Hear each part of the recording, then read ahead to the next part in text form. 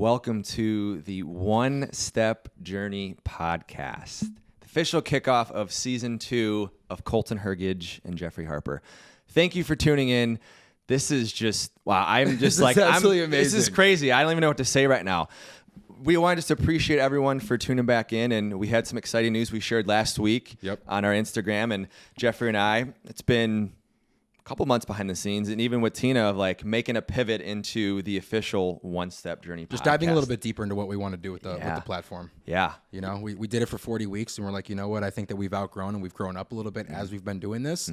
And so we really wanted to think of a new name that was going to encompass everything that we want to do with this platform. And I think the One Step Journey really encompasses that, right? And so people might be asking, what is the One Step Journey? And I think out there is no journey that is only one step, right? But I think the most important part of any journey that you take is the one step, right? So everything's all about taking one step, right? Go that first day, wake up, go get that first workout, eat that first clean meal, open up for the first time, go for that first run. But the first action is always the most important anywhere that you go. So I think the One Step Journey it encompasses everything that we want in this platform. And there's no better way to kick off the One Step Journey podcast with no other than, I'll let you do the intro here. With no other than somebody that we've been waiting for a while and everything lined up at the perfect time, Mr. Kris. Nice to be here. Thanks for having me. Yes. I am so excited to see this first step of the One Step Journey start. I'm really proud and honored to be here. I appreciate you guys making the time. I couldn't think of a better guest. I couldn't think of a better guest to have for episode 1. This is really exciting. Very excited. And I will say this too. Jeffrey's been talking about this for a while. So I'm excited for this one. I know you're excited, and I know Jeffrey is thrilled, and I know Tina behind the scenes is thrilled as always. Extremely thrilled. Yeah. You know, it's, for Kris, we met about 5 years ago almost. And we've, been locked at the hip ever since. And he's been a mentor and just a sheer beacon of light and guidance in my life for the last 5 years. And I couldn't be more just happy and grateful to have you in my life. So then now to be able to come on here onto this platform, dive a little bit deeper and, have the listeners hear a lot of the conversations that we have had over the years, right? That have put so much insight and just pointed me in the right direction in my life. Let's do it, man. Yeah, let's do it. I'm really grateful to take this time. I think we've had, as you said, a number of years of incredible conversations that have always been kind of in the same room for us. And we shared the same passions as people, even though we're different generations. I'll give a little background on myself here, but getting a platform to give a voice to the younger generation of this one step in your journey, whatever that is in life, and hearing it from people that are a little bit older and have gone through things of what we talked about, touch of gray. I'm just honored to be able to share that here with you guys, to have these conversations that we've had, to be able to help others do that. So I totally support what you guys are doing, and just great to be here to kick off this first episode with you guys. That's amazing that you say that, because literally back to episode 1, our main focus of having this platform is to inspire and motivate, right, and be there and just talk about things that we know people are going through, whether it's relationships or losing your job, like how it was last summer when I had no job for a couple months and the job market sucks. Let's talk about it, because I know that there's other people out there that are listening to this that are going through it, that feel lost, that feel that they have no hope, they don't know what to do. Well, guess what? You're not alone. Right. That's right. So we're here, man. We're here. We are here. This is an exciting chapter, man, and I'm super excited, and I just want to jump right in, man. And I know that let's dive in. 5 years ago, you guys met, and I'm curious, how did you guys meet? Was it like out in public? Like, how'd you guys get connected? Yeah, so as I said, my name's Kris, right? I know we just met today, which has been amazing. I've known Jeff for a number of years. We met through mutual friends. I actually started my own company, a digital company, a number of years ago. And through the mutual relationships, we became friends. And we just hit it off as friends, as people, and had so much similarities, a lot of similar backgrounds, similar struggles, similar successes, and you name it. And quickly became like a mentor-mentee relationship, and developed into a friendship and learning from one another. And over the years, we just continued strengthening that. I was down in Arkansas with a big, a company called Walmart. You know them. And Jeff came down there for a lot of opportunity, and just it's been amazing watching him grow and being able to help the younger generation is a big passion of mine, because my background hasn't been so Riznik, if you will. Yeah. I was born in Eastern Europe. I'm 44 years old. I came to the U.S. From a war-torn country at the time in Romania under Ceausescu. We escaped a lot of heavy things and came to America when I was just a little bit before 10 and just had a very hard life, blue-collar parents, poor actually. And so there's so many similarities despite racial differences or age differences or whatever. The unifying bond was struggle. The unifying bond was success and working hard and insights, etc. And so Jeff and I became quick friends. And I mentor a couple other youth as well. And I say youth, I mean, I'm getting older, right? And it's really beautiful to see people grow. And watching Jeff for the last 5-6 years grow and succeed and others has been great. So over the years, we became friends and just kept getting closer and closer and growing more and more. And we had similar ideas around how do we then pass that on to a bigger audience through really good discussions. And here we are. Yeah. I think that's honestly where we bonded the most was those late night discussions that we'd have. Right. Whether it was, at the house in Arkansas around a fire where we're just talking about life and things that we've been through. And I mean, even the very first night that we met when we had dinner and we had those people over, I mean, we quickly gravitated towards each other just because like, holy shit, this guy's been through some stuff. I've been through some stuff. We both have big hearts and we want to give back and we connected. And I want to, it was great. Yeah. And I want to add, a lot of times when you keep hearing that, there's this thing called trauma bonding. It's not trauma bonding. It was actually understanding from pasts and that relatability and then the desire to grow and want to help one another. And that, of course, amplified my interest in, mentoring and just passing on knowledge. Where I come from in Eastern Europe, it's like a village, right? And it's a normal practice where like a village, you have a tribe, you're passing on information to the next generations. It's like that kind of tribal, practice in life as a village.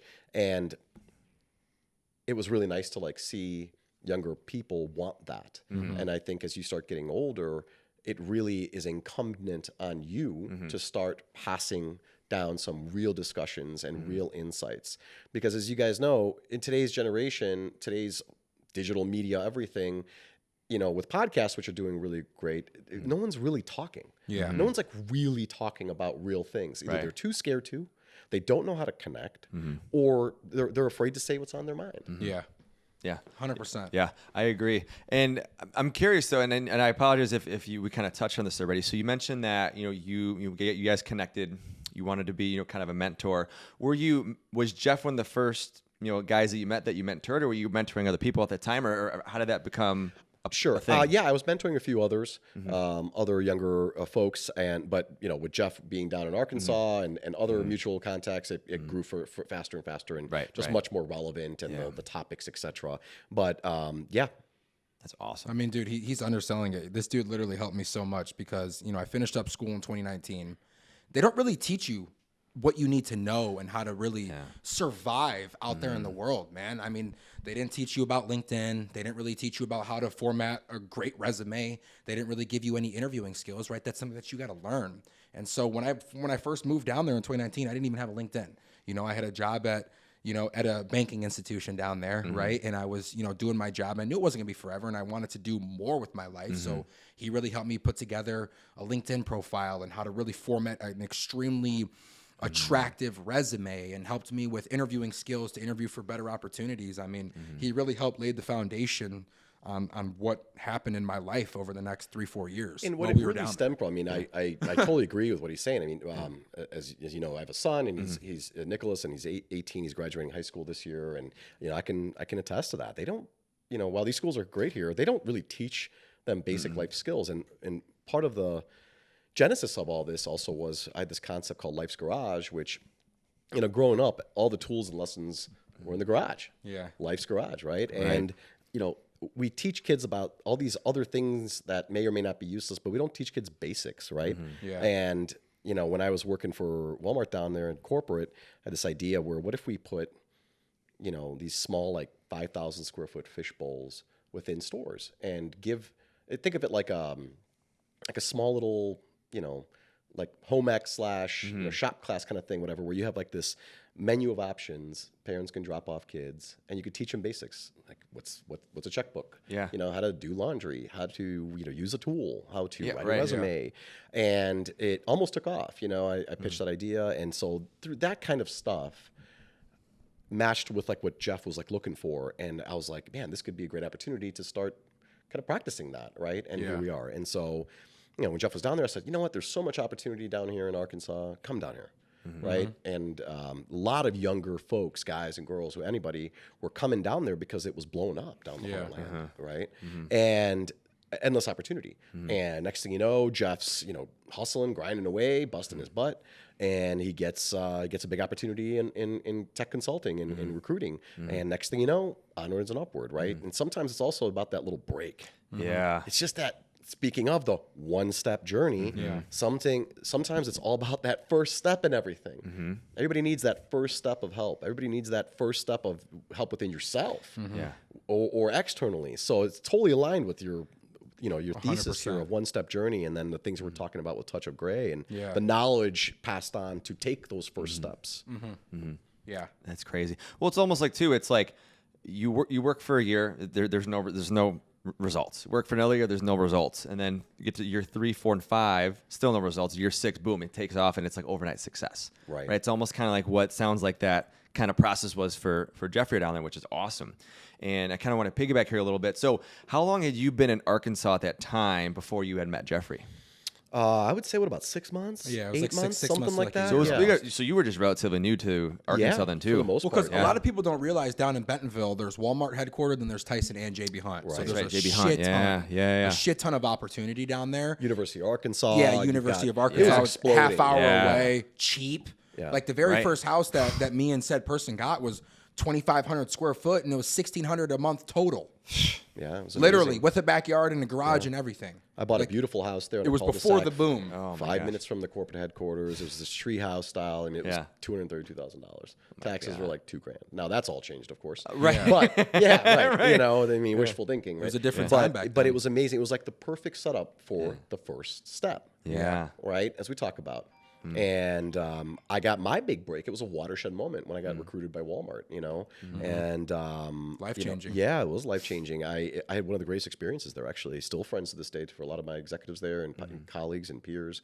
And it was just a great experience down there, and just happened to be at the beginning of that boom. I remember when I took the offer and I went down there, and everyone's like, Walmart, Arkansas, are you crazy? What? Yeah. I'm like, no, guys. This is the largest transformation in corporate history, the largest digital and largest cultural. Right. And we were right, and just made a bet. You got to go. That's trailblazing. You got to really go out see there. the vision. Yeah.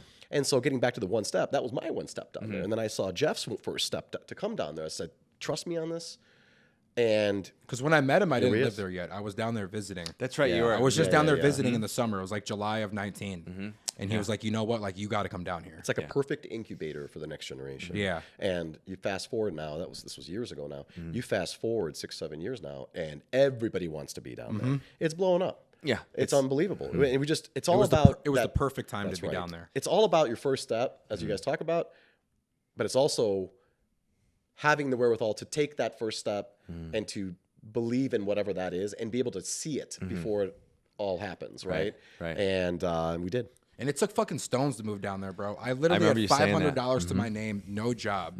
I packed up all my shit in my Honda Civic, and my dad packed a van behind me, and I drove down there, and I said, you know what, Dad, fuck it, I'm going to go down here, and I'm going to go for it. He did.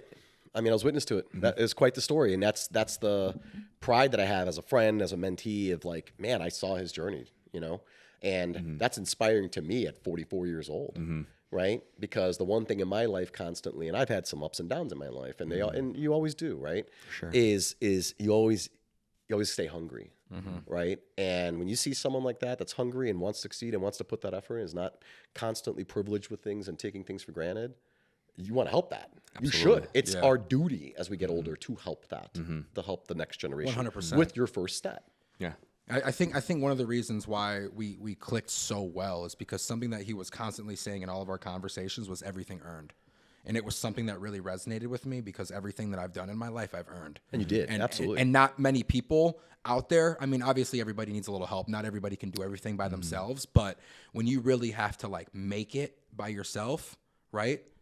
you look at things differently. Yeah. And so hearing somebody who is finding the success in their own journey, who sees things the same way that I do, I was like, fuck, like I got to be around this. Like I want to be around people who are in better positions than me, right? Because I want to push myself to become better, be a better man. And he was always talking about being a better man, right? And being good and just doing better, right? Do better. Do better. That was something that you always said. Was our slogan, Do better. I like that. Yeah. Right? It's subtle, but it's so true though. You just got to focus on yourself. Just like I said, that one step, 1% better every single day. And I think too, and I mean, I'm curious to kind of open up for the discussion here with this generation. I feel like you kind of touched on it. There's people who are privileged, right? And they think that we should just be a silver platter and just hand it to you, right?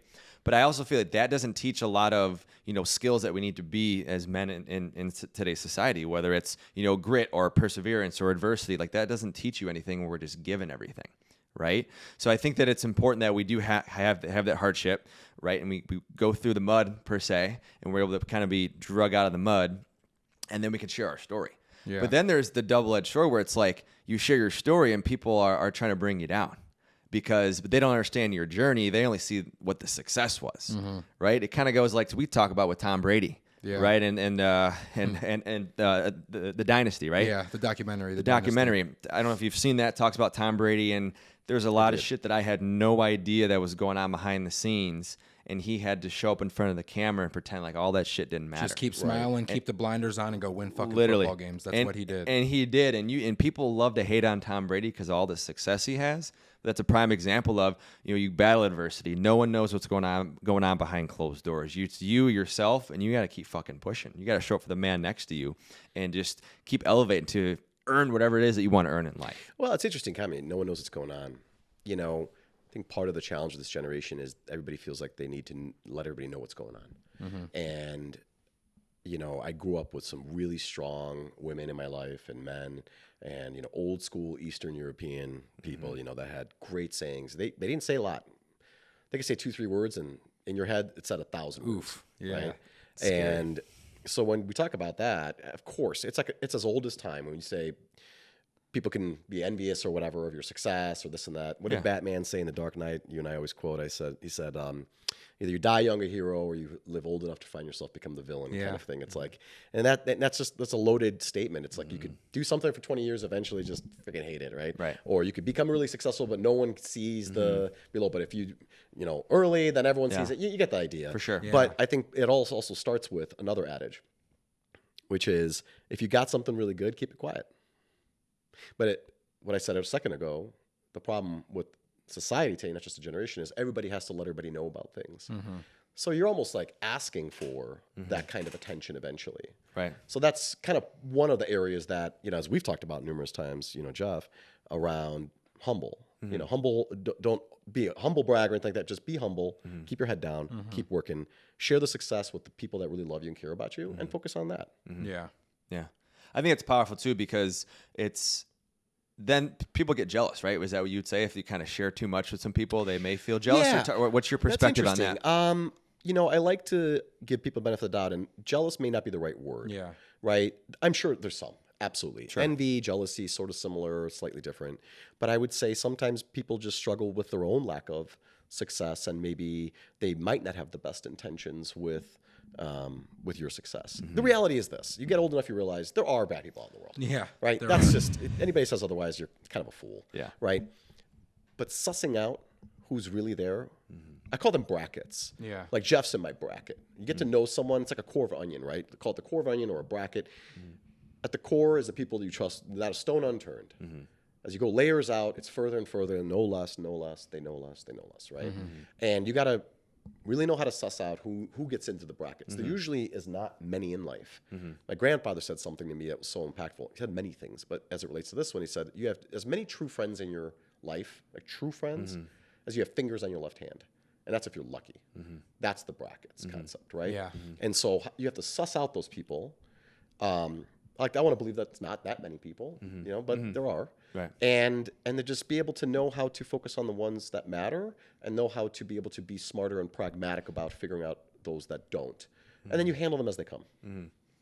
It's tough though to do that. It's tough. You got to stay focused. Yeah. What do we always talk about? Ethnography. Yeah. That's a great topic, actually. Yes, it is a great topic. I think one of the things that with our backgrounds, you get through struggles in life and coming from, poor background or whatever the case may be, you become almost like this natural ethnographer, right? Of like feeling people, intuition, and it only strengthens as you go through those different things. With experience, yeah. Yeah, and so the ethnographer that we talked about all the time is like really being able to see movements of behavior within people and within groups and within situations, and it's done well. Like in a number of years, we've talked about so many different topics. It's not about being right. It's about anticipation. It's about anticipating something, right, and then be able to react to it appropriately. And ethnography is like is something that I feel like it's strong in this generation. It is just being able to feel that energy and feel someone's vibe and being able to just like read somebody after only like 1 or 2 interactions, which is important in your one-step journey. It's very important. It is important. I think it's an important skill to have, right? But I feel like it takes time to develop, right? I mean, you just kind of have to be, like you said, you have to be intentional. You have to be alert, though, right? It sounds like kind of within that process. Yeah, I think you're always developing it, right? And it's those experiences that shape that understanding of human behavior, your own behavior, good, bad, or ugly. We all have them, right?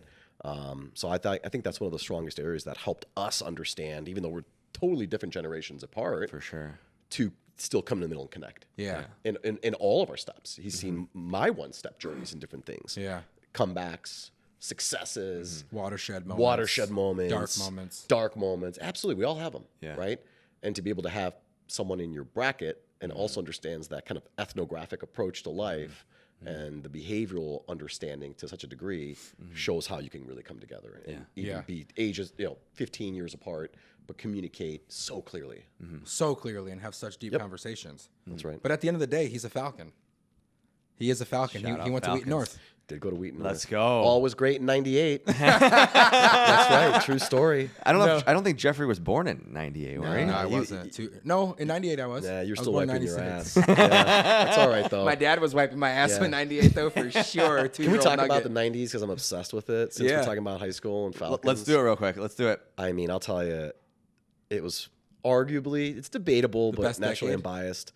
I would say 91 to 2006 before iPhone 1. It's arguably some of the best times. Oh, I can only imagine. Yeah. It was such a different time. There was none of these. Yeah. Yeah. We were definitely related. So, like, obviously the Falcon connection, et cetera, through different folks and whatnot. But I loved high school. Yeah. It was awesome. Yeah. I still have our high school senior year video that I had on VHS. That I had it. It's digitized. Absolutely amazing. I had it digitized to go into MP3. No way. Yeah, the digital file. That's sick. It was a great time. Wheaton was always gonna have a special place. We moved out from the city after we immigrated to the U.S. and we lived in a couple different places. We were poor, and as my dad made a little more money, we got this super small little $85,000 bungalow at the time, right? And it was right down the street from Wheaton North, and got to go to like a middle school, good area, right? And it allowed me to thrive in a better area versus look all these kids that live in inner cities and all that stuff, right? But Wheaton was a special place, and it's funny because everybody that I connect with, doesn't matter. You're what, 15 years younger than me, 16 years younger than me, or older. Everybody talks about Wheaton the same way. The popcorn shop. Oh my God. Falcon. Popcorn shop, Falcons. Front Street. It was Wheaton Bowl. Oh yeah. Wheaton Bowl. Love Wheaton Bowl. Loved Wheaton Bowl. R.I.P. to Wheaton Bowl, man. Yeah, a Wheaton Bowl. You got all the classics. Just downtown Wheaton, the Fountain. Yes, It was just everything. it was amazing. The Cock Robin, that was before. I remember Cock Robin. School yeah. place. That was the spot. And it was a special place, and everybody comes back. And the irony is, I remember back then it was like, oh, it's so boring. Everyone couldn't wait to leave. But you know what? Everything always comes back, and almost everybody that I know I graduated with. They're all live in Wheaton. I know people literally that I bought like our friends' parents' house from high school. Yeah. It's wild, right? And it's a special place. It's like the last of classic Americana in terms of community, and like simplicity. Yeah. It was a very interesting time. I would say I'm privileged to have lived through that time. Yeah. Right? It was unbelievable. That's awesome. No, 100%. In 1998, it was always great. In 98 was the slogan. 98. That's absolutely amazing. So I got a question here, right? And I'm not trying to glaze anything, but you're probably one of the smartest people I've ever met. So I just have a question for you. What was your draw to pursuing so much education? Yeah, I don't think I'm the smartest person in the room. I think I'm, for better or for worse, I would say you are the most experienced. Yeah, he's definitely the smartest. Well, I appreciate for sure. that. Listen, I mean, I appreciate that. I don't do the best with compliments, but I'll take it. You know, I appreciate it. I mean, everybody's got an id ego, super ego, so I'll take it. Great question. So that comes from being the only person in my family to go to college. First gen. So I'm a true first gen. I mean, I was born here, so true immigrant. My son's a first gen, right? And I struggled in high school. Yeah. My mom almost passed away. She had a liver transplant. You know, a lot of family issues. You know, and I was told you're not going to go to college. I was a late bloomer for sure. Yeah. But got through it and went to undergrad and then went to do a master's and then another master's and focused on engineering and math and just complex things because you want specificity. Yeah. The drive came from having nothing. Yeah. Number one. And especially as an immigrant story, it's like there's a lot of pressure on you to do well. Yeah. And to break out of that cycle. One of the things that I started really focusing on in my life as I got older and really understanding is I didn't realize the weight on my shoulders of how much it is to carry to be that generation that is going to break out of that cycle to break the mold of your previous generations. Yeah. And it didn't really understand that impact on me until literally like a year or two ago. Not even. Yeah. It's a lot. So that hunger and coming from the poverty that we came from in Eastern Europe, it just became part of my DNA. Yeah. It actually is part of my DNA. Yeah, I mean, I'm a 100%, Hungarian, like 100%. 1,000 years pure Hungarian. Yeah. Still speak Magyar, the language, still all this stuff. And so it is actually in your DNA, right? And that was, I would say, 50, 60% of it. And then it was, of course, the other half was, you know, I owed my parents, my family, my generations that because of the struggles of how we escaped all that to come over here literally on a boat. Right. And it was like, that's on me now. They came here for me, for a better life. Otherwise, I probably wouldn't be here. Yeah. Right. If we didn't come to America. And I love this country for that, an opportunity it's given me. Yeah. And so to answer in short, I used education as a tool For elevation. My one-step journey was learning more. And also I was early on focused on using very specific educational tools and learnings to drive my future ahead. Yeah. Yeah. No, that's absolutely amazing. I think one thing that I've always found so fascinating is just like your mind for innovation.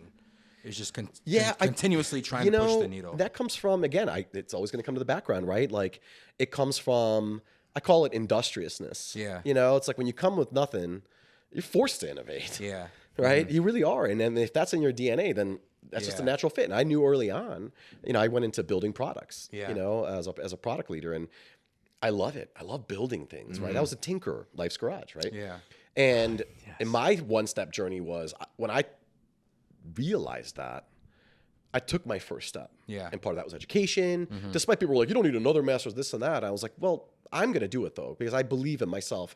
And that's what trailblazing is. It's despite the noise, I took my one step in what I believed in. It's a bet. It is a bet. It's a gamble, but you got to do it. Yeah. Right? So I knew I liked building things and I ran with it. Yeah. This is how I encourage my son. You know, I was like, as he's figuring out what he wants to do, I was like, just whatever you like, just go after it. Just go Take after your first it and step. try it. Yeah. So I got a question for you, and I'm sorry that I'm asking all these questions, right? I Keep feel it going. like with two different generations that, you know, you grew up in a different time and I've grown up in a different time, and the way that things have evolved over the last 10 to 15 years, right?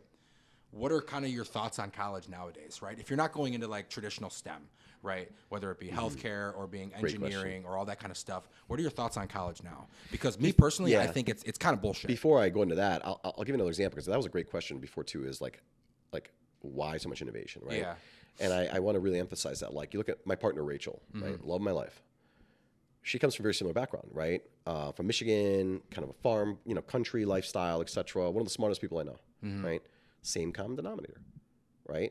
She's super industrious. She's super like creative and can get through like any situation. Yeah. So like passing on those insights of how you grew up and how you applied yourself is really important next generation to continue innovating, to continue like understanding how. So that's, as you get in the mind of people like my partner, my son, he's creative. You know, you start seeing that common denominator. College, this is a loaded one. It's a heavy one now, and it's a very popular topic. I mean, this now, is now absolutely. You have your son who's about to, absolutely. I'm in the thick of it. I'll start off by saying I believe my generation, so I graduated undergrad in 2002, right? My generation of 44 is the last generation that was really bamboozled into believing College is the only way. Now, I don't regret it because I was very specific in what I majored in, and it did well for me, but it came at a cost. Yeah. 8 years of school. Shit ton of fucking money. $400,000 worth. Now I don't have that much in loans, but like it still cost me a lot, right? It's what you make of it. And it is. College is important, but it's not everything. You know, it's interesting. I follow a guy named Mike Rowe. You probably saw Dirty Jobs. Yeah, Dirty Jobs. Yeah. The Great GOAT. guy. You know, He is a good guy. you know, I don't care about beliefs or anything, but what his whole position is, you know, not to like shit on trades and Yeah.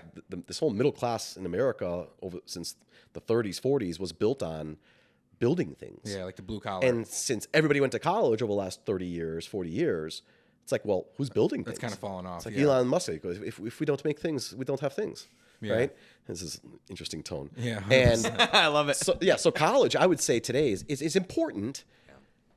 But as we're seeing, if you have focus, Yeah. now I'm not going to cherry pick specific degrees, but if you're not focusing on engineering, so I guess I am going to cherry pick, but engineering, technical, math focus, Like law. finance, law, medicine, it's going to be tough. It's going to be tough. It's going to be really tough. And I listen, I'm the biggest fan, as analytical as I am and focused on building things, engineering, all these things. I love, you know what my favorite topic is? What? History, Yeah. literature, You and my dad both. arts, music.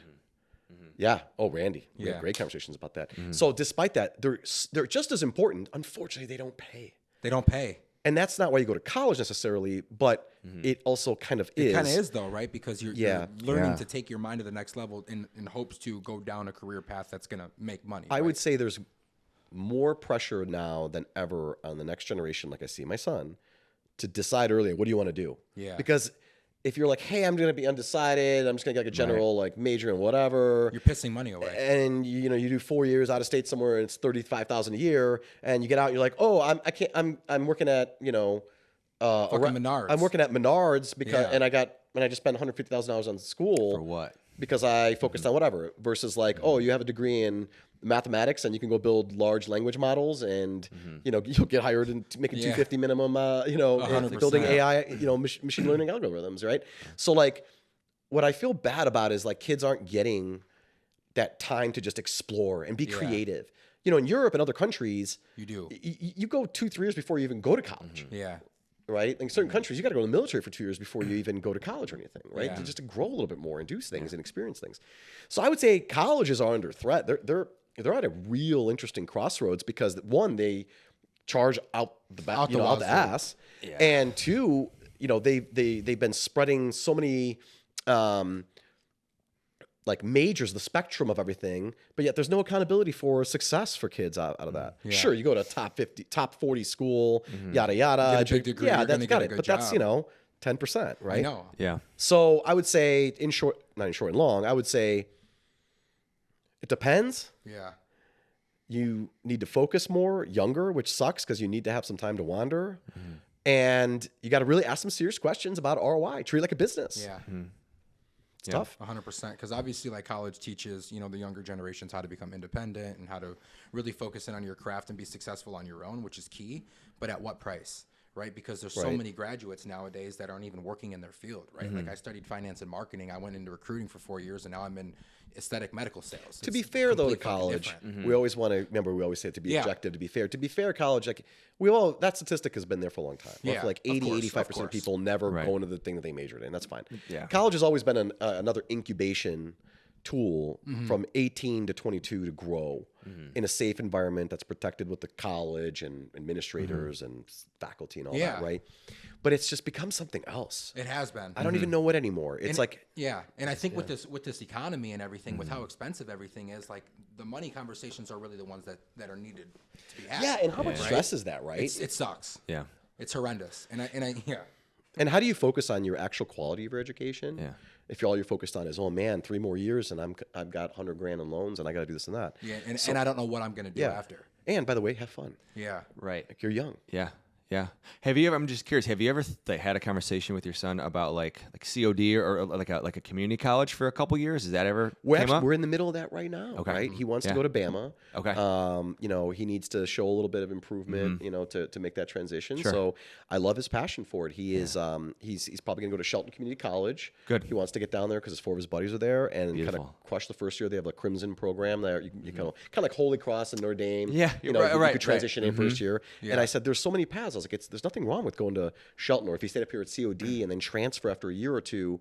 Nobody gives a shit about where you got your degree from. Yeah, nobody It's cares. what you learned and what you applied. Right. And it's Yeah. smarter. So you pay $5-6 grand a year for the first 2 years, And then get in-state and then get in-state, as opposed to paying 40 right? G's, Or maybe not even that, but even then, if it's out of state tuition, depends on the rules.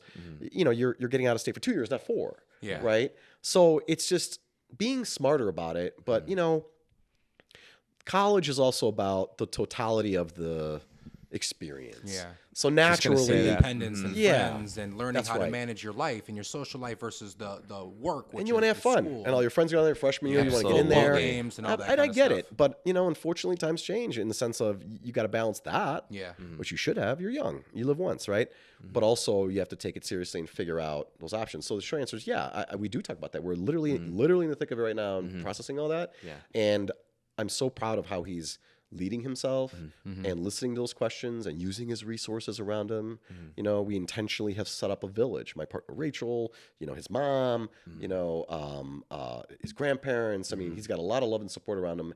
And the biggest thing I'm proud of is that he's using his resources and he's thinking. Which is amazing. And so, short answer is yes. That's great. Yeah. I kind of want to rewind a little bit and dive deeper into something that you had said, right? And being objective and fair.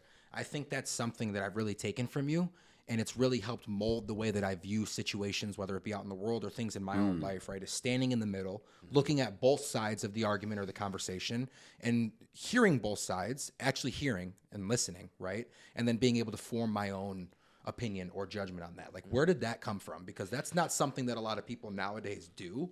And so it's definitely been greatly appreciated. You know, it's a great question that I find I'm searching within myself too. I think a lot of it comes from my culture, where I come from, in Eastern Europe. It's just Eastern Europeans, you know, there's 2 Europes. There's Westernized Europe, Western kind of version, then there's East Bloc, Eastern Europe. Very different, okay? And we're very objective, empirical, and pragmatic people. Yeah. And again, that's in my DNA. So like objectivity, truth. Yeah. Yeah. Sum up in an operative word, truth.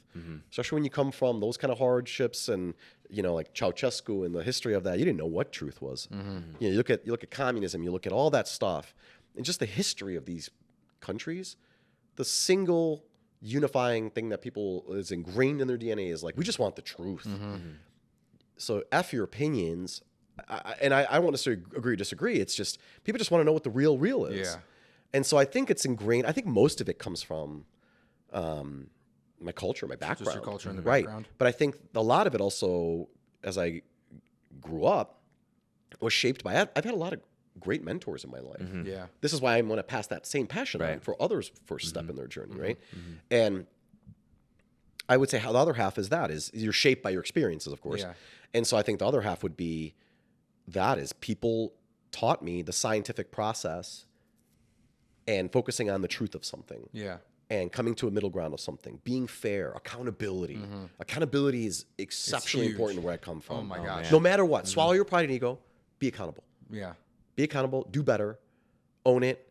No one will ever take that away from you. It's kind of like when you earn something, own it, You can't take it away. Exactly. can't take it away from you. And it only makes you better. Accountability is so huge, and I feel like so many people, like, I don't know whether it's ego or what is it, but nobody wants to be held accountable anymore. Fear, right? Fear.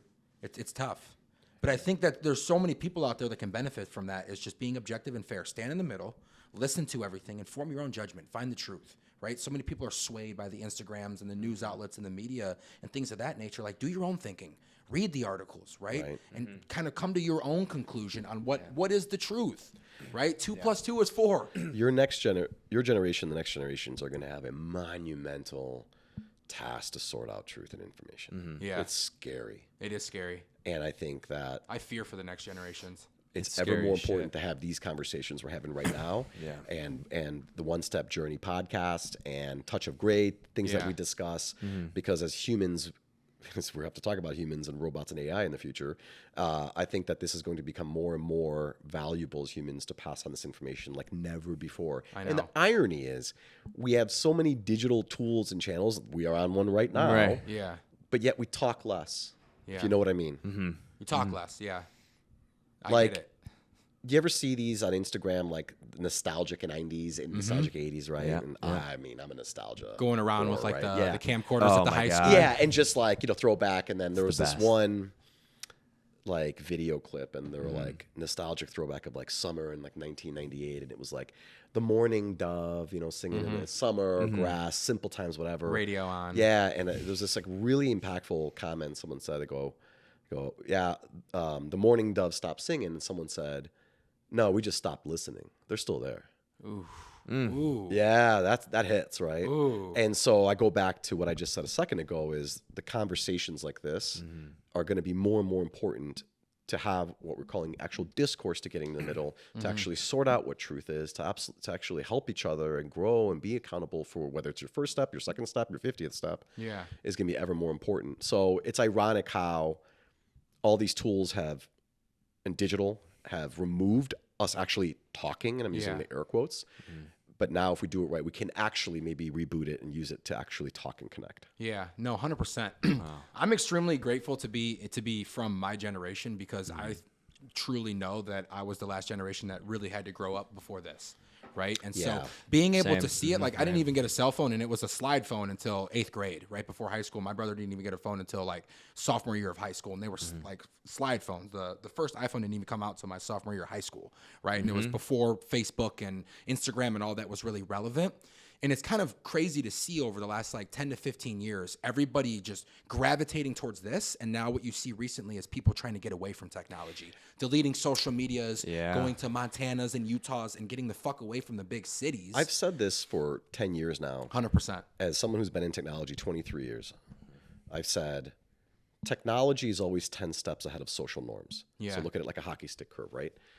But once society as a mass catch up, they either make or break it. So everything's a cycle. I'll give you an example. If you remember in like 2008, 2009, call it 2010, 11 actually, when Facebook started really taking off. Yeah. And user acquisition started skyrocketing, and when it went from just campus starting in 2003, 4, 5 to start, that scale. world was yeah, getting the on scale was hitting, right? Nobody knew how to use it. Yeah. Everyone was posting 2, 3 of the same pics. Yeah, They were posting people just whatever wanted to on be the on wall. the Just wanted to be wall. on. Yeah. And then what happened over the years? People started figuring it out. Yeah. They caught up with that technology, right? And now it's breaking the sense like everything's curated, and you don't know what everyone's life on there, everybody activity, whatever, right? It's all show. Like I'm barely on any, so Instagram just as a burner, connected with my brackets, and that's it, right? And it's the best thing I ever did. Like literally, just have a burner account for a couple of things because you have to access it, sadly. But that being said, it is a tool that we can use, but when society catches up, it makes or breaks it. And what you just said. This is that ethnography of seeing human movement and patterns. That's absolutely happening.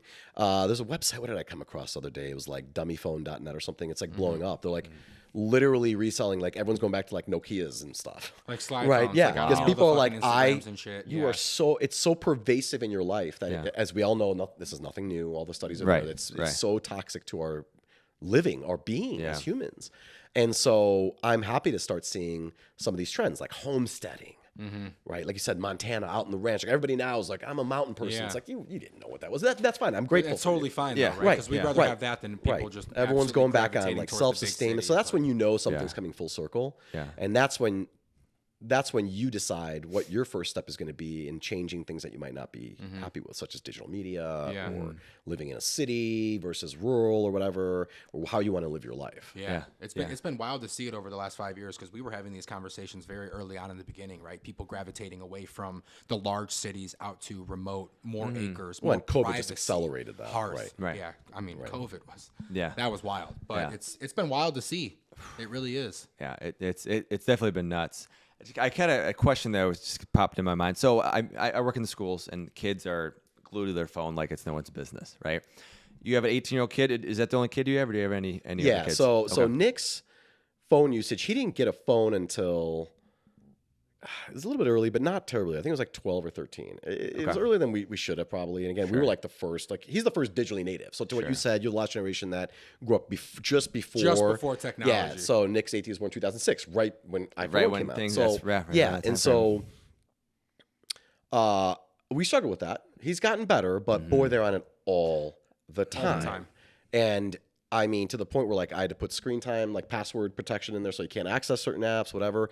I mean, we could literally have a whole separate show on just this topic. But I'm curious to see what are the top 2-3 things that you've seen as a school counselor with those issues? Well, I think the biggest thing is like if you go into the lunchroom, like no kids socialize. They're just on their phone. They're scrolling through TikTok. They're watching YouTube. There's no foundational skills of how to converse with one another. Right. And I think that's one component of, I believe some of that mental health component, because it is tricky, because if you don't have the skills, you don't have the confidence to go out in public and talk and have a conversation with the cashier at Walmart. Right. And that's like, it's tricky. And I think that a lot of these parents struggle with that too. And I see that because, if you have we'll say there's a kid, his name's Timmy. He's 10 years old. He wants to be connected with his friends. All of his friends have a phone. He doesn't. He goes up to mom, hey mom, like all my friends have a phone. I want to have a phone. And they're like, no. And he's like, no, but please, please, please. Then they give in. And you have these contraptions we have. There's so much shit on there that we have no idea like what these kids are even looking at. And it's polluting their brains. Like these crazy kids who are 11, probably 10 years old are watching porn. It's like they have no idea the damage it's even doing to them. Mm-hmm. You know what I mean? And the byproduct of techno-capitalism is by design, right? Of course I mean, everything. I've been in this industry for so long. For sure. And now I'm probably working more purpose-driven products that are more impactful than just another consumer app or a product that's going to just eke out another X percent margin, out of you, whatever. But that ship has sailed now, and what do we do about it? Start having these conversations, start educating ourselves in communities to rebuild that. Because you're right, I think that's one of the greatest threats to our next generation of kids is like their inability to communicate. That's been the last 10 minutes theme here, right? Of not listening to the birds that are still singing, right? Not knowing how to communicate or sing, like you said, in schools that you were working at. Kids not playing, not exploring and resetting their nervous system and and thinking and wandering. And we call meandering. Our conversations meander, right? It's scary. Like I would love to see like 3-4 kids right now in high school sit down and try to do this. They can't even look each other in the eye. No. The younger I'm sure there's some, can't even but like I think on average, I don't even know. It wouldn't be much. I'll tell you that right now. It wouldn't be much. What would they talk about? Fortnite. Yeah, I mean, 100%. For real. I mean, that's what. I mean, I know my son talks about his friends, but yeah. Do I? Yeah. Do you really though? Do I really? Yeah. I think he just said a key word that I think has been one of the sole causes of the demise of dating in 2024, and it's accessibility. Yeah, well, accessibility and distribution is the key to making more profit, and getting you to not look up only makes more ad tech dollars. How do we change that? Well, by communicating, because then this trend starts picking up. As we just talked about, you just saw new trends, people going out to Montana or rural places, homesteading, interests are changing. The bigger conversations that are happening now is, of course, like eating healthier and reading labels, understanding how to remove processed foods and chemicals and all the, everything's a system of a system of a system. Everything. Yeah, everything is. Everything. If I had to go tomorrow and I told my son 2 things, if I had to leave him with 2 things, I'd say, understand what your great grandpa said. Another impactful statement was our biggest irrationality, everybody's rational. And 2, understand how systems work, because this entire planet and everything in it is a system. Is a system. Of a system designed by people. Some of them go back hundreds of thousands of years, like religion. Some of them go back presently, and I'm not making any statement on religion. I'm just saying in general, everything's a system. If they can at least understand that, and we have these communications, then that brings forth that awareness of what that phone's doing and whatnot. So. Yeah, I think that's I think the awareness piece. I think that's extremely important, because people, phones can be used in a very positive way, as we know, right? You could be used for business or connecting with people. But if you just give a kid who their brain's not fully developed, they have no idea what the hell they're doing, they can get lost, right, in society, which I think is tricky. But I think it's important too, even like with like I'm getting to an age where, I mean, we want to have kids one day, right? That's our hope. And it's like just teaching them the fundamental skills of, okay, this is yours, but there's certain restrictions with it. It's almost like a job, right? There's certain restrictions that you have within your job you can and can't do. It's almost like with the phone. It's a privilege to have that phone. Yeah. Right. And really teaching them the skills. It's almost like the 2-week training before you start your job, right? Yeah. You got to teach them how to use the phone. Why do you use the phone? Yeah. It's going to be interesting because I think, and I'm excited for you guys as Yeah. future and their kids. Usually things every about 2-3 generations change and skip around. So I actually, on a positive note, I'm actually very excited for the future generations of kids. I think change the mold. I think they're going to Yeah. change it. I think they're going to start through. It takes usually 1 or 2 generations to go through the muck, and then the kids finally start seeing it, and they're like, "Nah, we're like, good." "That shit sucks. Like Let's look go at your back outside." look at your generation. Like my generation was the last generation that grew up socializing, like always drinking. Yeah. Right, yeah. Right. Drinking and smoking. And now, cigs. and now your generation, like, look at the numbers. Like, I used to run a company that collected data for big beverage alcohol companies, right? And like drinking in 25 and younger now is like plummeting. Yeah. They're freaking out. So then that's my point, Nobody's right? really drinking right? anymore. And so same thing. I think the next generation might be like, nah, we're good. We're gonna do dumb phones. Yeah. We don't want these smartphones. And trust me, Apple's and these other companies, They're trying to figure it out. They're paying attention. They know. I mean, you spend I worked for very large companies before, tech companies, and you spend millions of dollars on research and primary research and ethnographic research and all this stuff. You know what's coming. Yeah. And you get ahead of the curve. So what's next? Right. Unknown. What's next excites VR. me to get better. Yeah. VR is growing. VR. They want people to step away from reality and get sucked in. It's going to grow to a certain point, Yeah. but as you can see, Oculus has been failing.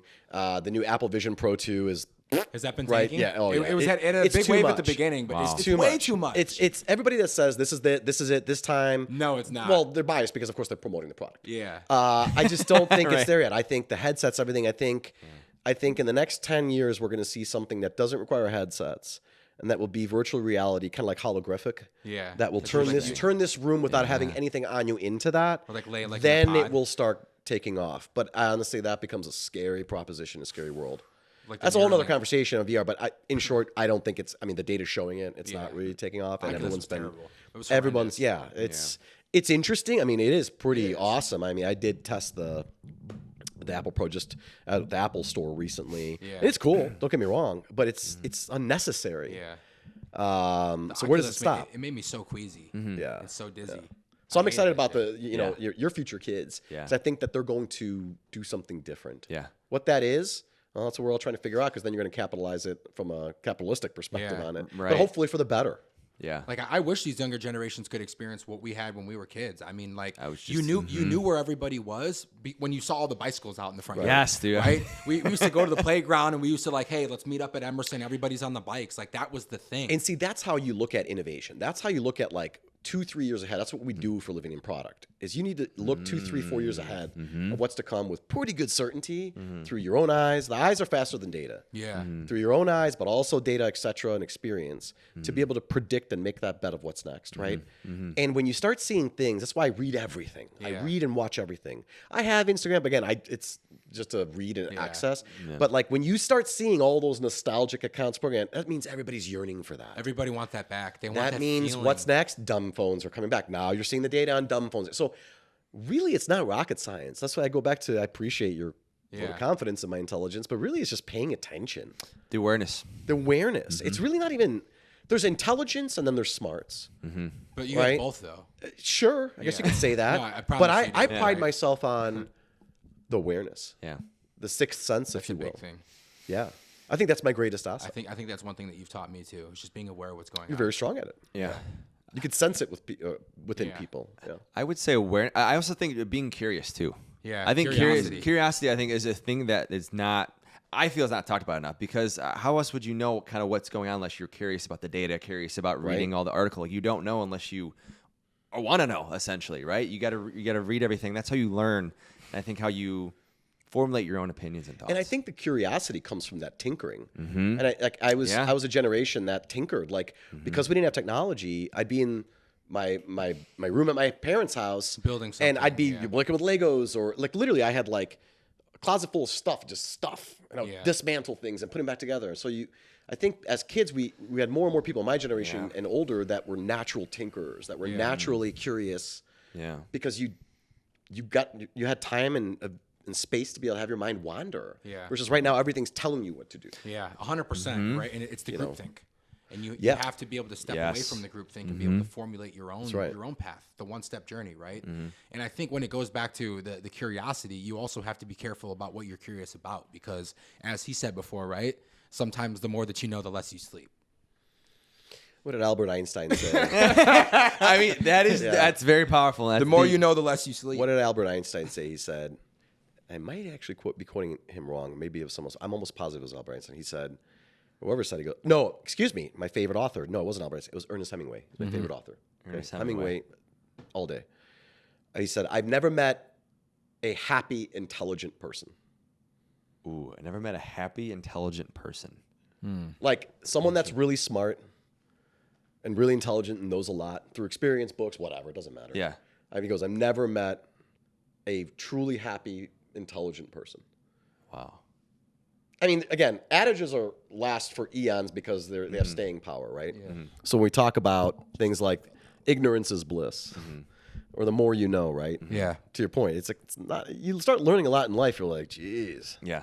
I kind of wish I didn't know that. No, 100%. Yeah. And it's kind of wild, right? And another thing that me and him have bonded with over the years is our love for cinema, right? Great movies. Yeah, cinephiles. We definitely are cinephiles. Right? And I think the last really good movie that they made was Oppenheimer. Yeah, I mean that's a whole. This is another loaded area. Hollywood in general. Hang on. I haven't seen it, so I don't want to just. We won't. Okay. But we can kind of talk a little bit about what it's about, Yeah. right? And you kind of realize throughout the movie the impact on the world that he realizes he's having. He kind of starts to regret everything that they've been doing. Well, the guilt that man The carried guilt, is right? unbelievable, and that none of us could probably ever imagine. But not even just Oppenheimer, but yes, recently what we've seen as a trend, and it's pretty well documented out there, is that Matt Damon spoke about this actually extensively, is that Hollywood used to create things that made you think. Today it's all like CGI and DC It's all comics it's distractions and at this point. fantasy and whatever. Nothing, very few things of substance. Now we're starting to see a little bit more gravity back towards that, so that's great. But if you look at, the movies and things like that in the 90s and 2000s, Matrix. they were abundant. They Fight made you Club. think. Fight Club, Matrix, Good Will Hunting, one of our faves, right? I got goosebumps thinking about That's a that. great film. Right? And then, and then it's like, it's consistent with the dumbing down of our nation. Well, I was and not literally thinking. just about to ask that. With how everything's been going over the last 10 years and how they've been making movies, it seems like they don't want us to think anymore. Yeah, and I don't care about your politics. I don't care who you are. It's just the natural, the societal, dumbing down of things. But I am starting to see sparks of that coming back. Let's just hope it continues. Again, Oppenheimer. Just tons of great movies that are out there. Joker, whatever people think about, that doesn't matter. It makes you think. You're like, oof, heavy, right? Ooh, that one was a heavy I mean, movie. We saw anything that together. Nolan. I'm gonna of Right, course it's gonna be be Nolan is super Memento. Nolan to make Joker, but in general, right? Yeah. So cinema and the love of movies is interesting because I think where you're going with this, and correct me if I'm wrong, is people you're close with, especially, find out your communication vibe. Yeah. Like I have a couple friends like that. My friend Brian I went to high school with. Great guy. I've known him for 30 years now, right? We speak in movies, right? Quotes. We instantly vibe on the movie. We already know what we're talking about. Some people it's music, some people it's art, some people whatever, right? Yeah. It's something I really appreciated. Yeah, about how we communicate. The love for cinema. Yeah, And Cinephile. good cinema. Yeah. Good cinema files. yeah. Oof. Wow. I want to take a moment here. I am my head is spinning right now. Yeah. Just thinking about everything. This is awesome. This No, is it is. I'm thinking there's so many things going through my head and just how you communicate with people. What is your communication style? Yeah. It's just crazy to me to think about. We do it without realizing it, but when you really think about it, it's like, wow, it makes so much sense. It goes back to that awareness and curiosity component we talked about. But Yeah. it's just, I think when you take a second and sitting in this room right now and just seeing you two communicate and the relationship you have, you can tell you guys are very aware of each other and your surroundings and how you communicate with one another. On this topic, it's interesting. It's and also what happens when you don't? What happens when you struggle to communicate with someone, a friend, a family member, a lover, etc.? How do you fix that? Right? We've all struggled there, right? Yeah. And why is it I just met you today, for example, right? Yeah. But I feel in immediate flow with you. Yeah. It's easy. Why? Yeah. And if it wasn't, why? And how do we fix it? Right. And it's so hard. It's hard. Even if we're intelligent or whatever, it doesn't matter. That one's a hard one. It's a hard one. Well, I don't know the exact stats on this. We talked about this, but people are just on autopilot all the time. Like half of the people we're on autopilot. 46% of the time we're on autopilot. Some crazy statistic. We do things without thinking about it because it's just ingrained driving with to us. Whole Foods, going to work. Is that part of email. this? What I've been hearing you young kids, as they say, the NPCs, Yes, the NPC. non-player characters Yes. booming up that are almost you're a like bot. You're a like bot. you're an NPC. Yeah, you're a bot. That's what you mean by autopilot, right? Yeah, I think That's it's part some of it. capacity. Whole Yeah, Foods, for getting sure. your apples and your oranges, and then going to the gym and doing this. And Yeah. just like, what are you even doing? Right. Well, you're not living, that's for sure. Exactly. Well, I think one thing I took out of his notebook that I've learned is just when you go to the grocery store, you greet someone, say hi. Always. Like people just go in, they look at their list, they grab their bananas, they grab their frozen pizzas, whatever it is, and then you get out. And I'm more intentional. I try to have a conversation with Bob or Sally at the counter. Hey, how are you? How's your day going? I try to interact with someone everywhere I go. Yeah. But see, look at what I'm hearing though. You guys, the younger generation, are doing more of that. I think there was like this void for a while, but I'm seeing that come back. Yeah. Like my partner Rachel, she loves doing that. She'll go to the store and she just likes talking with employees and things like that. Always. And so like And saying their she's a little name. younger. You know what I mean? And so what I'm hearing here is that more and more that's happening, which is encouraging. Yeah. Yeah. 'Cause that's been missing. It has been missing. Yeah. And I'm glad it's coming back too because we're human at the end of the day. Instead of this scrolling through our TikTok or Instagram, Right. whatever it is, we have to have that authentic relationship and connection with people. It's important. Right? Because what's going to happen if we don't have any phones anymore? What's going to happen? I think what people are starting to realize now is that we're all human and we're all dealing with stuff, right? Whether it's financially or, just because of the economy and the housing relation and the job market and all that kind of stuff, we're all going through shit, right? And I think people are starting to wake up and realize that we're all fucking struggling, right? And it doesn't cost or anything to be a nice person and just be nice and say, hey, how are you doing? I think Hope you're having a great day. Yeah. Right? Subtle. Just something easy. I think the future success model for people, one of them, had a great conversation. I told you about my friend Melissa. She's like a sister to me, and she's a great mind, educator like you, et cetera, And we had long conversations about this before. We believe, I definitely believe, is like the future is like live small. Kind of a culmination of everything we're talking about here is like remove yourself from technology as much as you can. Remove yourself from paying for things. You don't need all the fancy cars. You don't need all this and that. Reconnect with community. Reconnect with your friends, your brackets. Know who matters. Know who doesn't. And live small. It's this concept that like really hit me a year ago. Easier said than done sometimes. We all like things and whatever. For sure. But for me, I call them my top 10 goals, like David Letterman's top 10. I worked to put together my future, my next half of my life as 44. Here are the 10 things I'm working on that are totally focused for my growth. One of them is live small. Yeah. I'm working on it. Yeah. But literally, like that, I think is a future, and I think your generation and younger is really going to embrace that because then you start really realizing that if everything's going through things, why? Because you're not connecting. You're living beyond what you should. You have too much going on. Yeah. And it's too much. So I think live small is this concept that like was been relatively new in my head and through friends and conversations, etc. I think it's the way. No, 100%. And that's another thing that's rubbed off on me from you is we've had these conversations going back to 2019, and you've really helped shift my focus on what really matters, right? Like, multiple sports cars don't matter. The big house doesn't matter. It's being surrounded by good people, doing good things, and making lifelong memories. Regardless of what it is, we could be talking around a campfire in the backyard with family and friends, and that's what I'm going to remember in 50 years, not the Audi Q7 or whatever the fuck it is, right? It's really shifting your focus back to what really matters, and that's family and close friends and being a good person. I think there's a little disconnect currently, but that's going to change, is that I'm hearing more and more of the conversation of what people want, but they find it hard to do because of all the distractions and stuff. So if someone's like, I want to sit around because my important thing is be around the fire and be present with friends, but then everyone's got smartphones. Yeah. Next thing you know, not everyone's being present there. Well, You see what I that's- mean? So it's like so once that hard. changes, Yes. what you're saying of what people want will match with what they actually are able to do and experience. Yes, 100%. Which is why I believe in this live small approach. They're starting to wake up a little bit because something that, me, him, and a lot of our friends have is like when we're all hanging out together, we have this thing where we call people out when they're on their phones. We say Right. disconnect to connect. Yeah. Right? Like when Disconnect to when connect, you're on maybe. your phones, like, I like put that that. away, like disconnect to connect. We're here right? Like, let's be present. Yeah. Whether we're playing bags or whatever it is, and we fuck with each other. Yeah. We always say that, but it's so true. Yeah. You should all just, you know what you should do? You should just like social, like media blackout or digital blackout. Like if you guys are going to someone's friend's house for the night or something turn like in that, a the couple phone. hours. No, well, just everybody check Yeah. out the door kind of thing. Yeah. Because guess what? Nothing's that important. Yeah. Because as we go back, since we're talking about different generations, I used to be on a pager, man. Yeah. That's how. I mean, I'm, The classic Yeah, page. yeah. No, I'm old enough and young enough, right? Right. I'm old enough, definitely. 44. I remember pagers. What did you? Or before pagers, we did nothing. You just showed up somewhere and you were there, and you're like, I'm going to be here.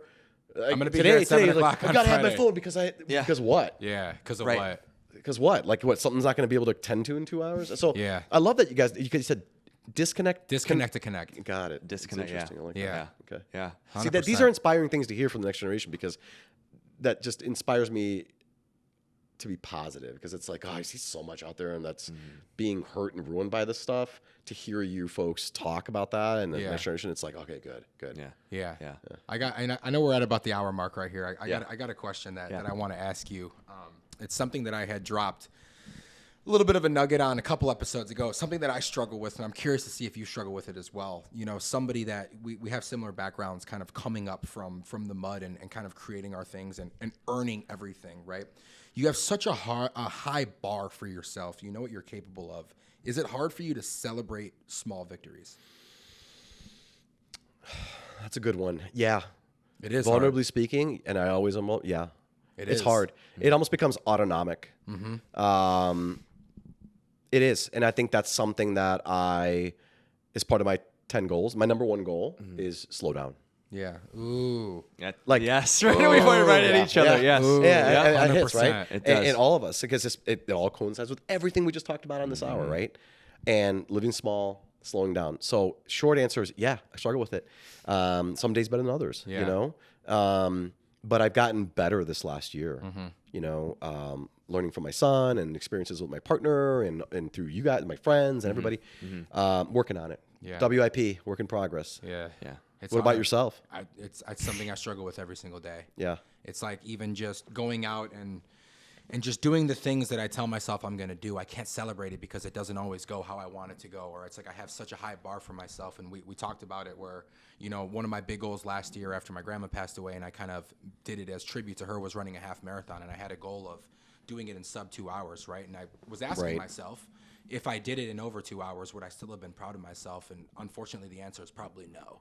But it's like looking back on it, maybe 3 or 4 years down the road, I could look back and be like, well, you know what? I fucking did it and be proud. But in the moment, it's tough because after having our back against the wall for our whole life and always being counted out and having to earn everything, we expect so much out of ourselves. And then when it doesn't go the way that we see it and we want it to go, it's tough to even celebrate it. I always have this. I had an ex-girlfriend of mine make a really good comment that lasted with me, and she was a smart woman, very relevant to this. She said, #little victories. You know, and it's something that stuck with me for a long time. Whether it's you're going through heavy things and you just need just that little victory, just focus on that, or like you said, the bar's so high. Remind yourself, like little cookie crumbs of reminders to help you operationally decondition from that. One of them that I try to go by is reminding myself daily of like, hey, little victories. Like today, I had a great first win this week at work in my new role, right, in this big company, and you know, it was a smaller victory, but it was meaningful. Yeah. And I've gotten, as I get a little bit older, and again, it's work in progress, I'm getting better and better at just being more present of that little victory and building on that. Doesn't necessarily mean you have to change you setting a high bar for yourself. Yeah. Like, I don't think you should change that. If that's who you are and that's you're always about excellence, then do that. But don't lose sight along that journey. It's just like an every one step journey, as we talked about on this show, right? Yeah. But I found it difficult to even be proud of myself sometimes, That's interesting. which is weird. Why I do you don't think know. It's that? a work in progress. I don't know if Yeah. it's just due to insecurities or what it is, but I set such a high bar where it's like, even if I do something and I do it well, right? Like we could all run a race and I could win the race by a mile, but if it's not to the point of where I want myself to be, I can't even be proud. Yeah, that's interesting. You know what I mean? Like I'm almost like disgusted and like disappointed. I don't know what that is, man. You'll figure it out. Yeah. You There will. is fuck, dude. I really want to talk about I something. know but we don't have enough there's time. so to do much. There's so much. It, 'cause it'll be a long journey. I know. Jeffrey's really challenged me to slow down. So I told you I have a financial service business, health and wellness business, do the podcast, Yeah, have a full-time job. Yeah.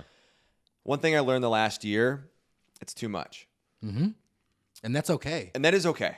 100% okay. And one of the big reasons that I'm excited about my next journey from stepping away from my full-time job is I can just slow down and I can enjoy life a little bit. So I feel like the anxiety's through the roof, and we're getting married in a year, and I want to get closer with Christina, and I want to further our bond and our relationship, my friendship with Jeffrey, now with you, Kris, and more people in my life. And if I'm doing a million things at once, I'm not here, I'm not present, I'm not intentional. It's almost like just put a phone in front of me and let me look at my phone all day. It's essentially what it is, because I'm not here.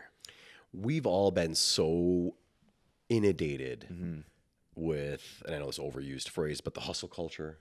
The last 10 You're right, Wake up at 4 a.m. No, and you're work till 100% fucking right. 1 in the morning. Everything's like been Dwayne Johnson. everything's been pushed through social media and all these things. Do this, do that, et cetera, et cetera. And the most important thing I heard about what you just said was, sounds like you're being very conscious and aware of reducing things, because your most important thing sitting right there, right? Your partner, your future family, et cetera, will be impacted. Absolutely. And one of the things that I worked on, and I work on this with my partner extensively, we went through a lot last year, we took on so many things, is we lost sight of like, what is our capacity, right? How much can we take on our plate before it starts impacting the most important thing, which is connecting, being present, having downtime. And that it can easily be lost sometimes. So be proud of yourself that you're thinking about it so intentionally, as you just said. It's so important. Yeah, it is.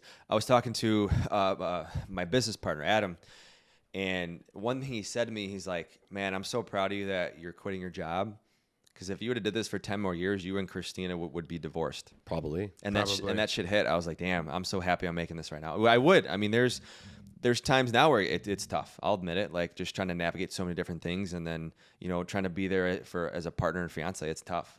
We live in a world now where we're spread so thin. It's a buckshot versus a slug, right? Yeah. And you can't operate life like that. I've learned the hard way. Trust me, right? And you want to do everything, but quality lacks. There's the quality improvement, Kaizen costing, Japanese total quality improvement. There's this concept of TQC, time, quality, and cost. You can never have all three. Never. There's no scenario. You want something fast, time, high quality, it's going to cost you. And interchangeably opposite different things, right? And I think the next generation really needs to understand that. I'm still working on that, right? To reduce the noise, live small, focus on your one-step journey in whatever that is, and do it with quality. Because the collateral damage when you take on more than you can, as much as we're coached nowadays to be so aspirational and do everything, is significant. Yeah. Wow. Or in other words, in Wall Street, you say puts and takes. Yeah. And you put something, you take something, you usually have to leave something. And Interstellar, one of our favorite movies, going back to Cinephile, right? Movie. Nolan, love Interstellar. Yeah. Always got to leave something behind. Incredible right? movie. Kind of thing. Wow. And so going back to what you were talking about, Coleton, which is, that focus. And I'm proud to hear that from you, because as we said a minute ago, it's so important.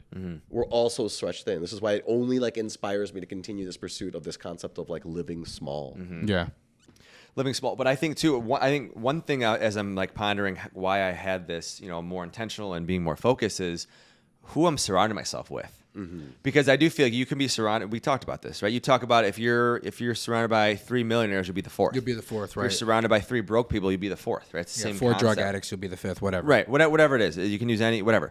But I just realized as I've gotten into business and I learned more about myself and what I want to accomplish, it's like I notice my thinking alters and it changes in a more positive way, because it's more of what I want.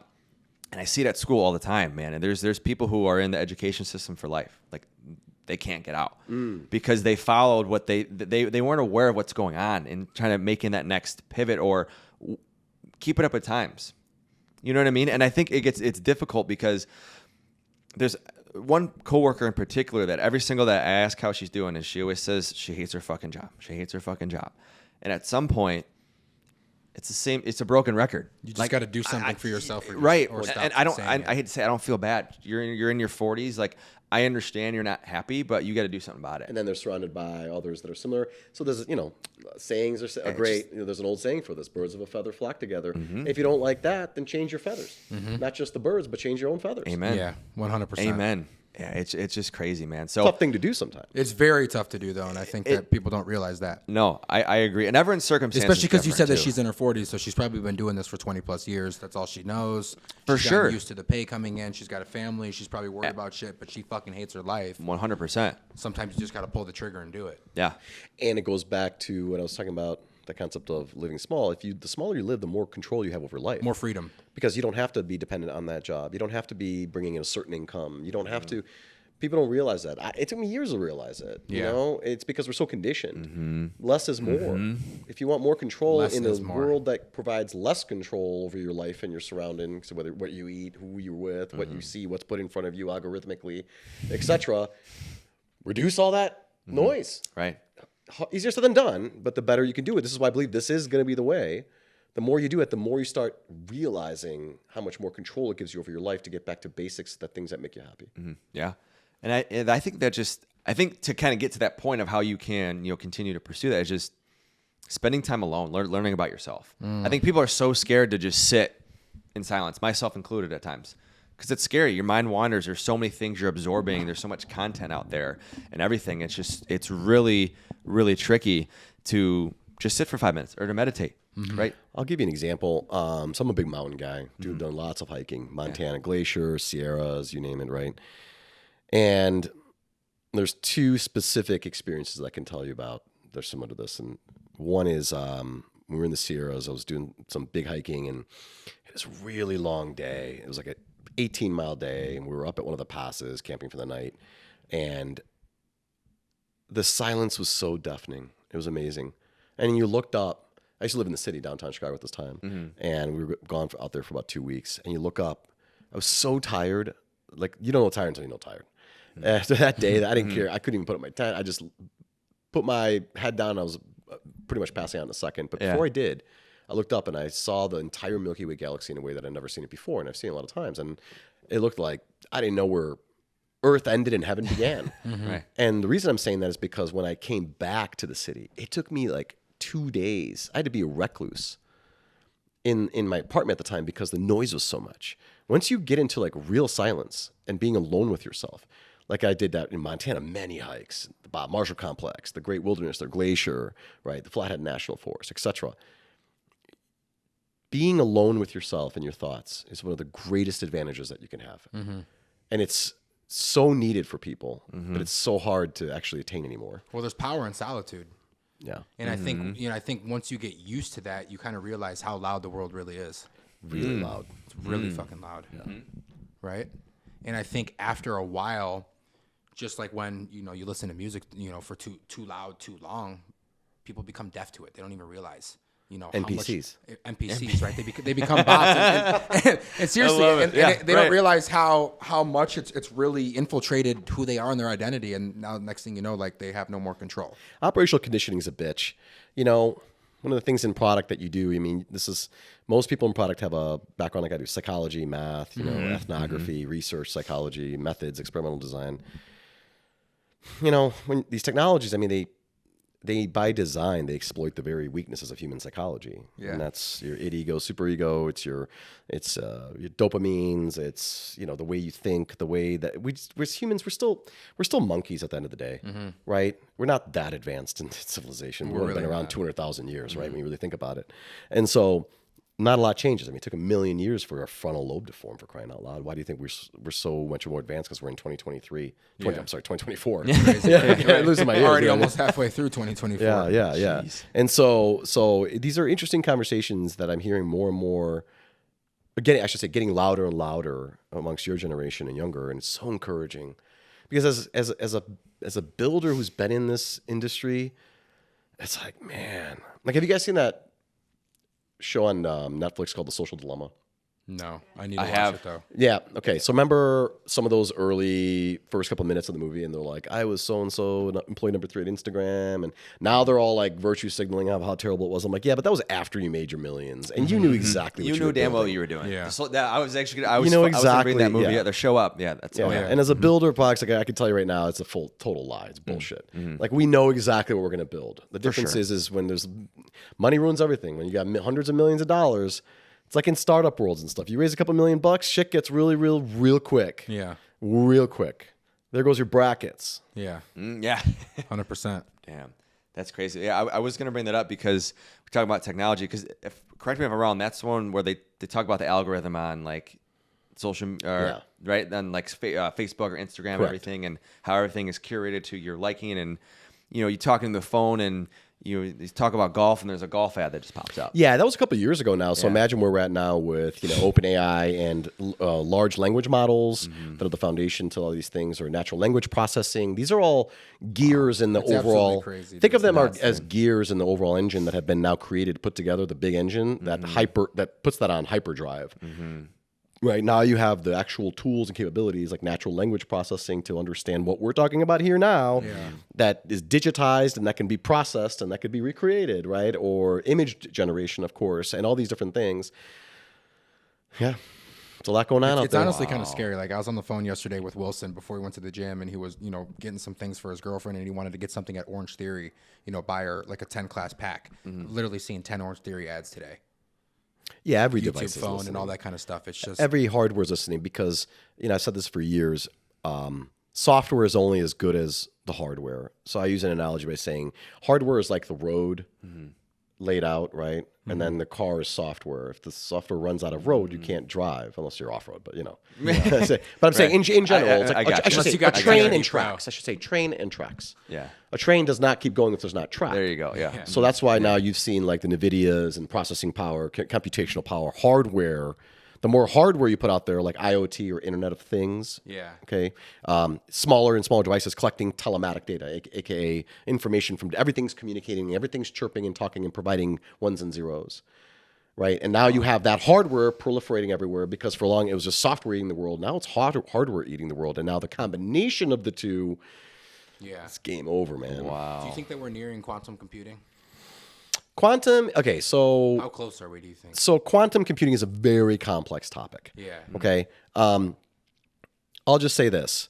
When, and no one knows yet, obviously it's advancing significantly by Google and in China and everybody else. We don't know so much about it yet, but we do know that whatever major threshold it crosses, the computational capabilities of number crunching essentially is like 100 million times stronger than what we have like today. And it's already incredibly high.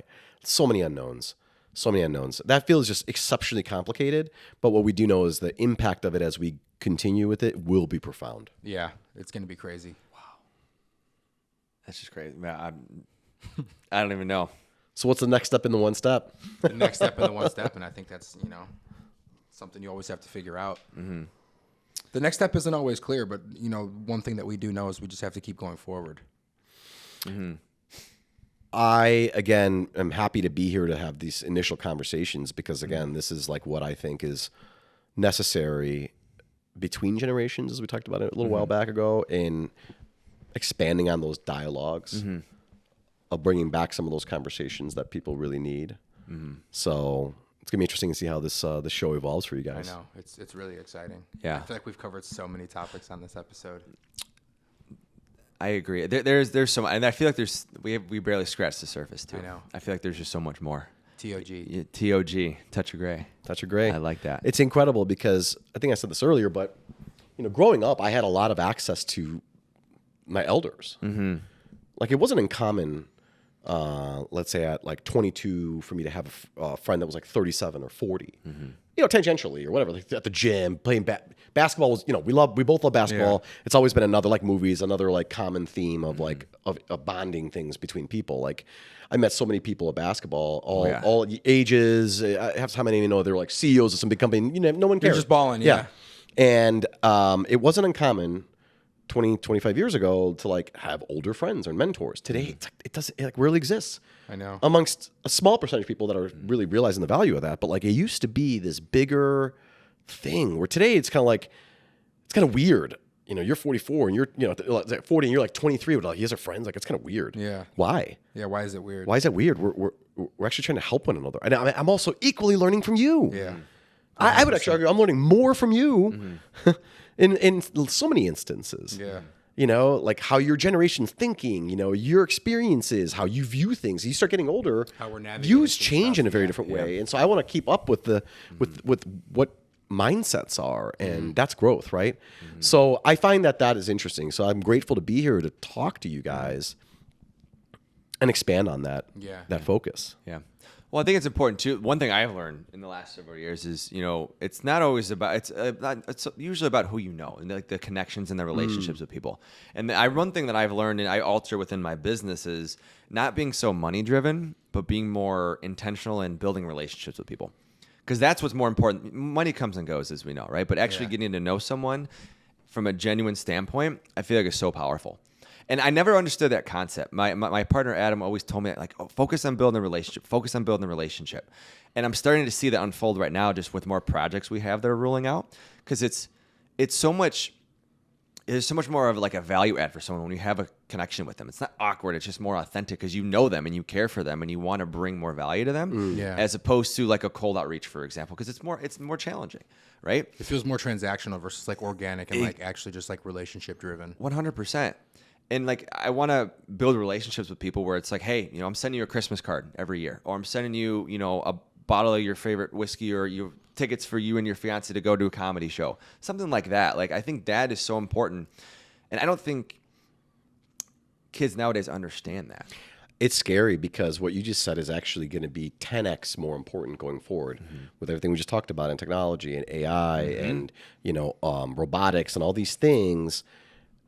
What did I hear the other day? They said, we're constantly upskilling. Like even in my career, my job, like my God, I have to learn like 50 new things every other year, right? Like it's like impossible to keep up with, right? So the future of like upskilling, it's like with AI and all these things, it's not going to be your skill. It's going to be, are you likable? Yeah. Are you trustable? Are you trustworthy? I should say. So the more human you are, like my greatest asset in my 23-year career is not what product I succeeded on or failed on or built or whatever. It's the relationships I've curated. Absolutely. How many times have we talked about this? We talked about the topic of LinkedIn and like how you post stuff. I don't post often, but when I do, my heart's in it. And people, my viewership, I get 50, 60, 100,000 views of things. Because people know you're not commoditizing something. Proud and honored. So proud. Are you though? To announce that I'm going to be. Are you though? Yeah. Right? Account executive. Yeah. It's just like everybody and people else. people can tell. For sure. And so what you said is just really awesome. But also scary, which is why we have to be doing these conversations. We need to keep expanding these conversations so that like my son, your future kids, that they get back to that humanity because it's going to be 10x more important than it ever has been. Yeah, it's crazy. It's scary, but also at the same time, like exciting new frontier of possibility. It is. Well, it's just...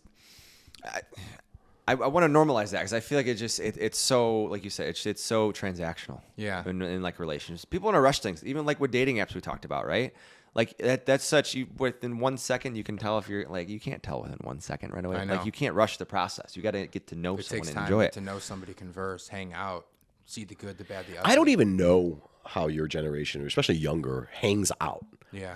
What do you guys, back in the day when I was younger, you'd ask someone out. You'd get their number. You'd call them and say, hey, how's next Friday look? If friends, whatever. And you meet there. Yeah. I don't even know what hangout means today. I don't think anybody even really knows. It goes back to what we talked about earlier, like when we were kids growing up. Nowadays, these kids, they're just like on their phones, on text, their iPads. Hey, they won't even say, what are you doing? They'll do WYD. Yeah, WYD. They won't even type it all out. Like WYD. Gotta love the acronyms. I know. Acronyms. They're so like just... I mean, dude, back in the day, like before we even had cell phones, you just show up at Pleasant Hill Park. Yeah. And then just start playing with whoever's there. Like that's just, you just knew to do that. Yeah. Which also, of course, builds off of what we just talked about a minute ago, or builds on, I should say, which is that's how you build social skills. Right. Yeah. Yeah. Like how do you connect? How do you connect with other people? Build those relationships, etc. And so it's going to be interesting to see how the future generations balance that. Now, look, every generation says, "Look at how this next generation is." I mean, I'm getting older now, so I'm sounding like older, which I am getting older. And every generation can say, "Well, in the '60s, then look at how we were versus you guys in the '80s or '90s." Right? I get it. But there are so many fundamental differences today than there were then. It truly is different. You didn't have the age of World Wide Web like we do. You don't have smartphones. You don't have social media like you do today. Yeah. And we see the toxic effects of it, of course. There's been some positives from it, but I would say in the scale of weights, way more negative than positive in society. So it'll be interesting to see, again, the common topic today is that we talk about Touch of Gray or the one-step journey is all about the next generation. So... Yeah. It's interesting. So I remember when I was a kid, I'd have to go knock on my buddy's door. Hey, is Anthony home? Yeah. And that's a conversation Tommy home? skill. Like, we're going to go play kickball at Monroe. Right. But like, I'm not just texting or saying, or like if you're going on a date, right? One thing that I did growing up when I was dating, it was like, I'd always knock on the door. I would never text saying here. Right. You know what I mean? Like I go knock on the door, and if the dad answers, "Hi, I'm Coleton. Nice to meet you." Right? Yeah. That's like a skill that my dad taught me growing up. Yeah. Is you never you always go to the door. And you see again all of these things in Instagram accounts and the nostalgia of things. Everyone's throwing back. One of the things I'm seeing consistently is like old 50s movies. 50s and 60s were like notorious for these like instructional videos in black and white, right? Here's the proper way to date. And you know what I mean? And you're seeing, right? You're seeing them all over the place now. You're seeing them all over the place now, right? I know. And That's so and when you start looking at that data consistently, you're seeing that, you're like, man, I see. This is that innovation product mindset of like, I see what's coming. So I'm going to bet on that. Wow. See what I That's mean? crazy. My whole mindset is just shifted on everything and like being more like just seeing things how you're seeing it, right? Obviously, I know that's kind of what with your job and everything, you kind of see all the data, but it's like I could start to see that through people now. You know what I'm saying? It's like a practice for sure. Right. One that I sometimes wish could stop. It's hard to turn off too. Yeah. There's also that, every put has a take. Right. Or every take has a put, excuse me. No, absolutely. That's TQC. That's true. Well, Wow. 100%. 100%. I don't know. There's a lot. There's a lot. I mean, I feel like we can keep going and going. We have covered so much. There's so much. It's a great episode 1. I feel like honestly, after what has it been now, like an hour and a half, hour 20, dangle the carrot and just sometimes leave them wanting a little bit more. We've covered so much. Yeah. You know what I mean? The world wasn't built in a day. The world wasn't built in a day. This is the first step of the one-step journey, right? It doesn't. Wow. Ooh, that was good. That was I'm just good. like literally mentally, I'm just trying to recap everything that we've talked about. I know. It's been a lot. It's been a lot. But what I'm excited about most here, Kris, is the outro, the first outro. Yeah, the outro. On the one-step journey. What are your thoughts? I love it. In general. I'm a big supporter. I've been a big fan of this pursuit for you guys, everything you guys were doing before this rebranding, et cetera, and just like seeing the evolution of the maturity curve of this, of like how it's going, where the next step it's going, the next one step, right? Yeah, right. Yeah. I'm proud of you guys for doing this. I support it. I'm happy to participate as much as possible as I can and support it because I think this is really important. I think of all the content out there, I'll leave you guys with this on my end at least. I think we've talked about this. Yeah. You have these really popular podcasts that are making like, I'm not gonna say names, but like millions and millions of dollars talking about derogatory bullshit. Yeah. Like, what are we really talking about? Versus like really connecting with one another and talking about what's really important. Right. And this is one of those things of the intergenerational communication of knowledge transfer, like real knowledge transfer. Yeah. Right. And support of that is important. So what do I think of it? I think you guys are on the right track. I support everything about it, and I'm proud of you guys. I really appreciate that. Thank you, Kris. I think- appreciate that too, man. I think one of the big things and why we wanted to start this was because everything that you're seeing on social media, it's always victory after victory after victory. Who's talking about the shitty days? Who's talking about the failures? Who's talking about getting let go of their job? It's usually not sexy. It's not sexy, right? But it's necessary. It's ugly and it's necessary. From Interstellar. That's well for all of that. So if you know, that is such an important. So one of the most important parts of this movie, I have to say it. Yes. Since we talked about being cinephiles, the most important part of that movie is where Matthew McConaughey is trying to save that ship that's sinking into the atmosphere after Matt Damon went yakuza and blew it up, whatever. And if they don't save that ship, they're not going home. Right? That was the bigger mothership to take home. They were in the smaller ship. And this thing's spinning, rotating, and descending into the orbit, and it's going to burn up, and that's it. And it was such a do or die moment. He's like, TARS, link up with that centrifuge, and then reverse thrust it so you stop the spinning, and then you push it out of orbit, right? And the computer, the AI system, that computational system called TARS, was like, Cooper, that's not possible. It's not even probable. And Matthew McConaughey goes, it's necessary. That single line encompassed the very crux of the matter between the human inspiration and the necessity to do that, regardless of whatever you think calculation tool. It has to happen. Otherwise, there's zero. Like, it has to happen. Yeah.